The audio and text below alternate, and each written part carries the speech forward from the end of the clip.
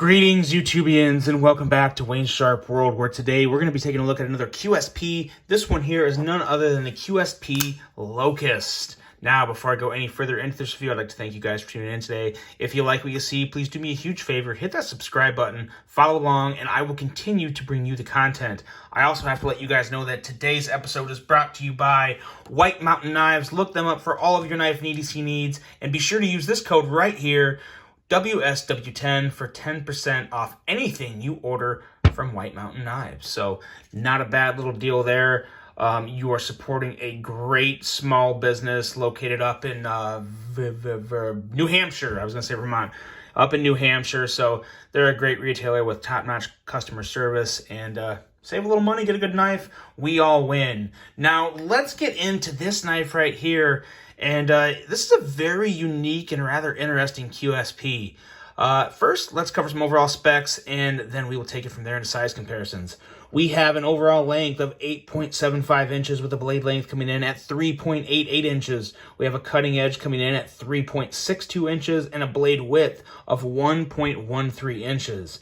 The blade thickness on this guy is 140 thousandths with a blade material of 154 cm steel, which is a steel that is... It kind of falls into that more budgety category, but in terms of performance, it's definitely, I feel like it's slightly above a budget steel, or actually well above a budget steel. It depends on what you determine to be a budget steel, but very good performance and a very easy to sharpen steel. We have a blade style, a Warncliffe blade style, and a almost full flat grind at some parts of the blade, but a very nice flat grind nonetheless. A handle length coming in at 4.87 inches with a handle thickness at 600 thousandths. So it's a bit of a beefy handle in terms of thickness. And we have a handle width of 1 inch and handle material of micarta, and it is that nice micarta that QSP has. A little different opinion on this exact handle. We'll get to that when we get to the handle and ergos. We have a liner locking mechanism with a user of a right hand only tip-up carry, as you can see there, with a nice milled clip. A weight coming in at 4 ounces and a price of $88.99. So for 89 bucks, there's some decent value here. This knife is not perfect, though. There's some issues with this knife that we will go over, but I also kind of have some countering thoughts regarding those. But now let's get into some size comparisons. And I gotta be honest, guys, it's kind of hard to find a knife in my collection that meets the length of this guy. I have a couple. We'll get to those. But first, take a look at some other QSP knives. This here is the QSP Penguin, which I think is really almost as popular as this VV Elementum. This was a home run right out of the box for QSP. In my opinion, really the knife that put them on the map. And then another one they followed up with that is one of my favorites, the QSP Hawk, which is just an excellent offering. And as you can see, they both come up very short to this handle, as one would expect. But it gives you a good idea just how long this Locust is. Not a small knife, very long knife with a lot of cutting edge. But I think nonetheless, these two do give you a good comparison of just how long it is. And now I've got a couple other knives here for various reasons. One, for actually the length. Here we have the Microtech SOCOM Elite. Boy, the Microtech SOCOM Elite, but just listen to that. Listen to that thing kick. Whew. It's always fun to whip that blade out. And next up, we have a Finch. This is the Finch Devil's Finger, but it is actually manufactured by QSP. And I gotta say, QSP normally is very, very good with their manufacturing quality. All three of the QSP knives you see here it's outside of this Locust, the Hawk, the Penguin, and then also this Finch, all manufactured by QSP, and all have phenomenal quality. Blade centering, lockup, action, fit and finish, all very, very good. Like I said, though, this one doesn't quite fall into that category, but we'll talk about it, and I'll kind of explain my thinking behind that. But let's get into this blade first. And it is a rather sleek and aggressive Wharncliffe with an average edge coming in at 23 thousandths, but still a pretty smooth edge in terms of, when I was doing my cut test with these, I didn't have any real issues of actually cutting through anything. You just, you're going to feel a difference with a blade with a cutting edge coming at 23 thousandths as something that you get from Civivi or Wii or even CJRB and Artisan for that matter, depending on what model you get. If you have an edge that's 16 thousandths, you're going to notice a cutting difference between that and an edge coming at 23 thousandths, depending how, of course, the type of edge they put on it. But nonetheless, this is a pretty average edge, but average is not bad. Average is, and when it comes to a blade, average is kind of good. It cuts through it, so no real issue there. I did think, just off the looks of it, I thought it was going to be a little more of a thinner blade, but nonetheless, it's a blade that would work for EDC use. Good amount of cutting edge. You have a surprisingly good amount of cutting edge. Not necessarily surprisingly, but definitely more than any average knife. Most knives that have a blade length of 3.88 inches aren't going to have that much cutting edge because there's usually a choil or, a sharpening choil or a finger choil, I guess. So two different types of choil. But there's usually something that's just taking up some of that cutting edge. But you have a full long line of some pretty good cutting edge there that would get put to use rather easily. Now, the cutout is very interesting on this knife because one would look at it and think, well, I don't think I'm going to be able to do much with that hole because it's small and it's, to get your finger in there. Not so fast, my friends. We'll talk about that more when we get to the action portion of this review, but kind of a surprising little cutout there. Now let's get to the bad part of this blade, and that's the centering. The centering is not good. Now, I know it's hard to even tell, but I can assure you this blade is not touching the handle. I thought for sure it was. I was certain of it, but it's not. I know it looks like it is, but it's not. You have to really, I can't get in close enough. Maybe that helps. But it's not touching it. When you close, and the reason I know that, one, I got in there with a flashlight, but two, when you're closing it, you don't hear it. It stops on the stop pin up here, and it is probably less than a hair away from touching the handle. So bad centering. Not just not good, it's bad centering. That doesn't happen very often on any knife, let alone a QSP. As you guys can see, all my other QSPs, they're perfectly aligned. I mean, they're perfect. And I've carried and used this guy a lot, and it's still perfectly aligned. So this is not the norm for QSP. I think I may have gotten a little bit of a lemon here. I'm going to consider it and factor it in, but we'll get to all those thoughts at the end of this review. So bad centering. That's the only real bad thing I have to say about this blade. Everything else is average or good. I like this portion here. Gives you a good area to really put some force and pressure and get a good pinch to work and manipulate the blade you need to for your cutting task. So overall, it's a pretty decent blade, just not centered. Going into the handle and ergos. The ergos are very nice. This kind of reminds me of, just looking at it, this kind of reminds me of a larger version of the Kaiser Swayback, another Swags design. It definitely has those vibes to it, just in a bigger form.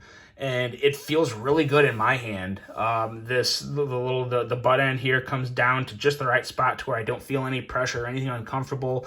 The clip very much almost disappears with the handle. I like the swell right here. It feels really well on my fingers, so I don't really have anything to really complain about how it feels in hand. Now this micarta, and I do love QSP's micarta, especially this burlap. It's really good, and this is still really good, but the patterns they cut into the handle kind of takes away from the appearance and character that the micarta brings it, in my opinion. If I have something micarta, I don't want a lot of milling on there. I like this. As you can see, it's nice and smooth. It looks like micarta. It's absolutely gorgeous the way you can see the grain and the weave of the micarta through the handle, through the resin. It's very good. And this is obviously the same stuff. It just looks a little different because of the milling, and it's just different. So not my favorite, but still good quality micarta. Gives you an excellent grip. Definitely a good purchase in hand on this guy. And another thing that I like about this, let me bring that hawk back in here one more time. The liners aren't as proud. That was one of my big complaints about this knife. One of the very few complaints, but a significant complaint, was the liners were so proud and smooth, kind of took away from the grip a little. That's not the case with this knife. They knock those liners down. They're not as proud, and you have a much better feel in hand with these liners. So I'm a big fan of that. I'm glad QSP made that adjustment. The clip overall is really good. In terms of function, it's good. In terms of ergos, it's good. I mean, overall, it looks pretty good on the knife, too. I don't know why, but the exposed screws and the way that kind of worked out there kind of threw me off a little bit first. But looking at it as a whole, it's hard to really complain about it. I do think in an overall package, aesthetically, the clip works as well. Maybe it's kind of, I think it's maybe the way this handle ends and comes down. It's going to ride a little high in the pocket. You know, you're going to have some sticking out, but it's not super high. And in all honesty, it's something that I wouldn't have a real big issue with. Especially if you're wearing something like khakis and kind of the brown on brown, it'll hide pretty well. So no real issue there in terms of carry. It carries pretty well, and it is a slender and more slimmer knife, so it's not going to be a big chunky block in the pocket. So that's always good. Going into the liner lock access, so the access is like average, okay. It's not bad. Kind of feel like I'm smashing my thumb in there, but it's also acceptable. It's not something that would turn me away from buying the knife. One thing that I'm not a big fan of is I get a little lock stick up here on the liner lock. Now, regardless of how this looks, you do have a decent lockup. It's obviously something that's, in my opinion, is going to break in as well. Not as good of a lockup as I would prefer, but it's not something to where it's like right on the line. You're not going to break that lock. Nothing to worry about there, so you're good there. I think this is a knife that will need to wear in a little, and as it wears in, I think you'll see that liner move in just a little and come to a very nice, happy locking position. But like I said, even as is, you're still good to go with the lockup on this knife. But you do get some lock stick. So maybe I've heard if you get like a pencil and like kind of rub on the top of the liner lock. I've never done that. I've heard it. I don't know. It's still not, if you listen, you can hear it a little. Not the end of the world, but it's worth noticing. It's worth mentioning because I've never had lock stick on any of my other knives. So actually, let me make sure that I'm not lying to you guys there.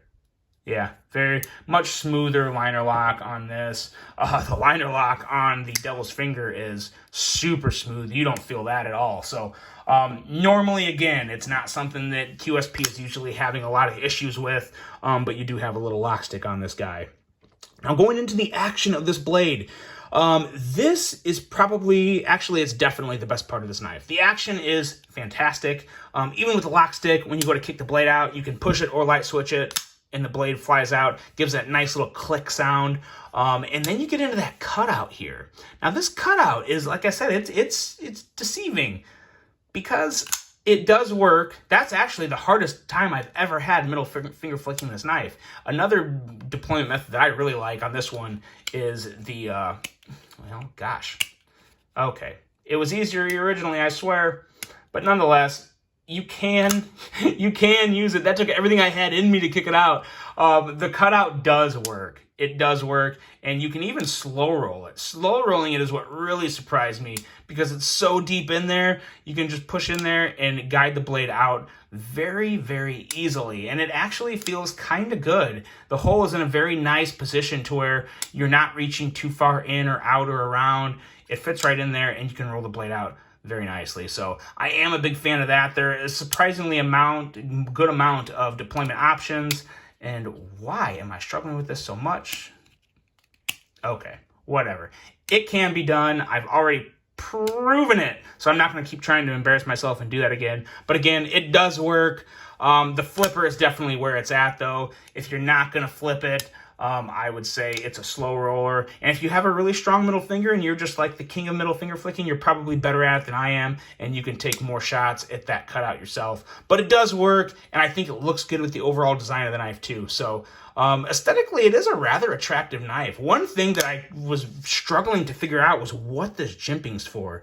I can only assume it's in like this position right here, but I don't see any reason to use it like that. It's a warm clip, so the blade naturally sticks back. It doesn't curve up. It's not like a hawkbill blade or anything, so I don't know what's going on there. But it's just there. It doesn't bother me. You kind of notice it, but it's just kind of is what it is. Yeah, unique, different, not really worth complaining or knocking about. I'm curious, what do you think it's there for, guys? If you have an idea what that jimping is for, let me know. But I can only think it's for the reverse grip, which a reverse grip on this knife isn't very useful in my opinion. So if I'm wrong, tell me. I love being corrected when I'm wrong because I'm wrong a lot. So let me know. But overall, this knife, would I recommend it? Obviously, if I knew you were going to get it with these quality issues, I would say no, I wouldn't do it.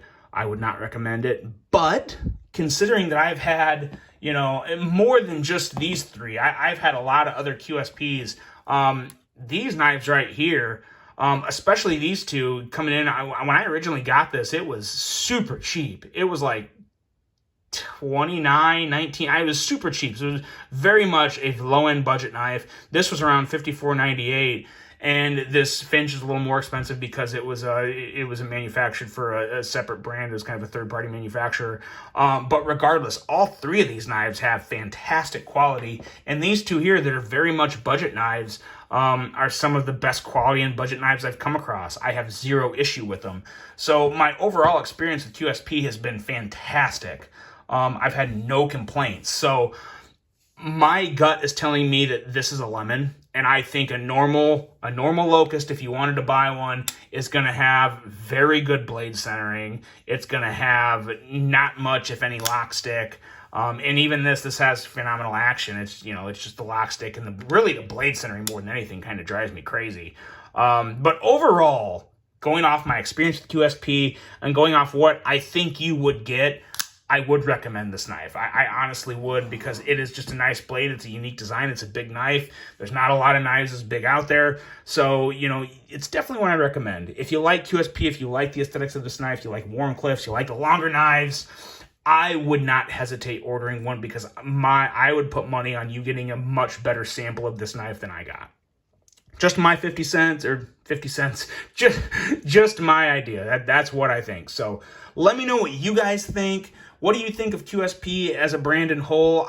I have very, very positive opinion and thoughts of them. So interested to hear yours. Hope you guys enjoyed this one.